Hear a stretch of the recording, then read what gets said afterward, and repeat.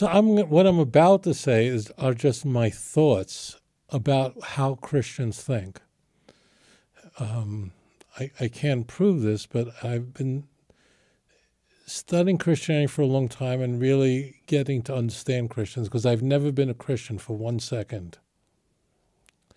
So my view is that, and I have a feeling I'm right, my view is that there's a cognitive dissonance going on.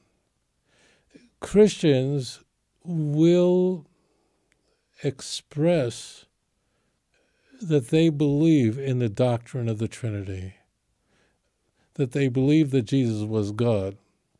Now, if you never read the Christian Bible, you might be able to sustain that and just consider it to be a great mystery of how that union could possibly exist. But you don't have to think about it a lot. But if you read the Christian Bible, I believe that a problem arises in that the Christian Bible presents Jesus utterly subordinate to God, praying to God the Father, asking things of God the Father. Take this cup, not according to my will, but of your will. And just so you know what that means in the Passion narratives, it means that we don't have to go through with this whole crucifixion, just remove it. Jesus crying and praying this in the Garden of Gethsemane. It's portrayed differently. In Mark, Jesus is in a much more desperate strait than he's in Luke. In Luke, he's much more in control of his faculties. But in any case, he really is saying to God, why hast thou forsaken me? It's a real question. It doesn't have an exclamation point at the end. It has a question mark at the end. Jesus has nothing to say, especially in Mark's gospel, to anyone. He's silent, bewildered by what is happening around him. He's very much not in control of the world around him. In John, you have what's called the final discourse, where Jesus is praying to God in the longest discourse of the Christian Bible. That begins in John 13 and ends in 17. Just goes on and on. Who is he talking to? Why is he asking things of God? So what's happening is that Christians are living, I believe, in two different universes, where in one sense they say, oh yeah, we believe that Jesus is God, and he's definitely God, but he's not the Father. He can't be the Father, because Jesus is saying that I am not doing my will, but the one who sent me, John 5:30. I mean, they have different wills. It's not only they have different minds, and that Jesus doesn't even know when the final day is coming. Mark 13:32. That day, that hour knoweth no one. Not the angels. Certainly not the Son, only the Father. No matter how you cut up the Trinity, how could the Father possess information that the Son does not? How could Hebrews tell us that the Son learned things from his suffering? What is it that God did not know that he learned through experience? Why would Jesus say that he's going to my God and your God, and that the Father is greater than me? That's in John. How could he say that? In one case, in warning Mary not to touch him, in the resurrection accounts of John. So therefore, Christians are not crazy, but they're asked to believe in what is impossible. And I assure you, and this is crazy because I'm a Jew. I've never been a Christian, and I've spoken in front of many Christian audiences. This is what drives Christians crazy. But they are absolutely sure, because that they're worthless, that they're sinners, and there's nothing they can do to achieve atonement, and they're lost without the cross.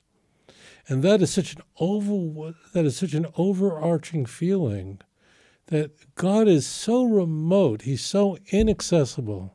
No one can see the Father, only through me. See? And that's the prologue of John. That's all over John. The only way, truth, life is through me. There is no other way to the Father. And the reason why Christians find that not only not disquieting, but comforting is because they agree. Christianity appeals to our lowest point. Christianity appeals to our low self-esteem. And it affirms it. And that's why it resonates for Christians. But it distances Christians from an intimacy with God, because God can't even forgive you. He won't forgive you unless a perfect Son died. You believe that his only begotten Son died for your sins. And incidentally, if the Father and his Son are co-eternal and both God and of the same substance, what does the word Father and Son mean? I want to talk to you, Christian, for a moment. If a person believes in the doctrine of the Trinity, what is the meaning of the word Father and the word Son?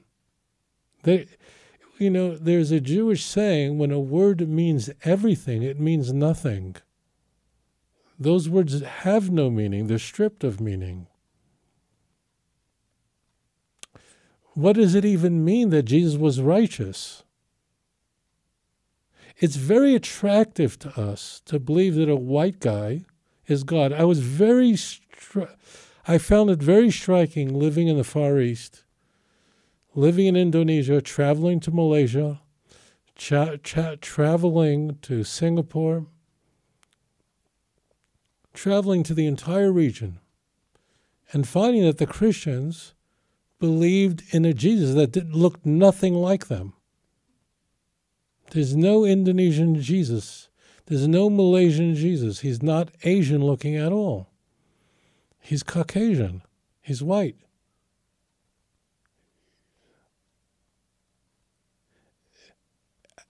And no one would get away with a Jesus who is Asian, who does look like he's Malaysian. It wouldn't get away with it. For the same reason, I'm going to say something very controversial, that I've come to realize this, that people who are Chinese, for example, do not want their daughter marrying someone who's not Chinese. They want to keep it inside the race. It's considered a way step down for if your daughter is Chinese, that she would marry a dark-skinned, it could be this perfect religion, it could be a doctor, but no. But there's a caveat. If he's a white Caucasian man, tall, handsome Caucasian man, maybe. That's not empty. There is a sense that, well, the Caucasian is just up there. Do you understand what Christianity is? It's man's flawed effort to try to create God in his image. And what is the ideal man? He looks like Jesus. Moreover, the Father is so great and so powerful and really so angry that he can't forgive you. And essentially, the only way Christians are forgiven in Christianity is through a transactional experience, which means Jesus died for your sins, and if you believe that, in exchange, the Father forgives you, not because you deserve it. Christians use the term love very frequently, all the time. They use the term mercy constantly in their liturgy, in their prayer, constantly. But in fact, the system through which they believe they're saved has nothing to do with love and mercy. It's completely transactional. God forgives you in exchange for accepting a blood sacrifice. It's completely transactional. So, whereas the God of Israel doesn't need anybody to die for your sins. In fact, the idea of human sacrifice is abhorrent in the Jewish scriptures. And it is your effort to reach God and his mercy that draws you to him, that gives you the atonement. And only the weakest sins, unintentional sins, could be atoned for through blood sacrifices. Nothing else. Because the blood sacrifice is there just to remind you as a teaching tool. So it's important for those who are not Christians to know that Christians in their prayers, in their studies, in their homilies and preachings, are using the term God is love all the time. God is mercy all the time. But God cannot forgive you by any initiative that you can do. And God can only forgive you because of the Son and by believing in him. What I'm saying is mainstream. I'm not setting up a straw man and toppling it. That's exactly what Christians believe. And it's a disaster for Christians. So it really, what we have is that Christians live in two worlds at the very same time. They're using the language, the language they're using is one where love and mercy are all, that word comes in constantly, but ontologically it's not happening. It's an exchange, and God will only forgive you if because somebody paid the price for your sins. Those words are used in the Christian Bible. Someone's got to pay the price. I'm not making this up. Well, what happened to mercy? How did the people of Nineveh, how were they forgiven? How was David forgiven? They didn't bring sacrifices and offerings. Daniel never brought a sacrifice in his life. Daniel lived during the Babylonian exile where there were no sacrifices. How did he make it? What did he do? What did people do for those 70 years between the first and second temple? The vast majority of Jewish history is marked by periods, long periods, where there were no temples, no tabernacles. The tabernacle in Shiloh only stood for 369 years. The first temple, 410. The second temple, 420. The vast majority of Jewish history, we didn't have temples. So, yes, the relationship between Christians and God is injured because of the doctrines that Christians promulgate. But again, these ideas that Christians promulgate is very attractive because who is your biggest critic? Look in the mirror. Who is the person who thinks that you're most worthless and sinful at times? You. And therefore, these ideas are very attractive. Judaism is God's successful effort at creating man in his image. Christianity is man's unsuccessful effort in creating God in his image.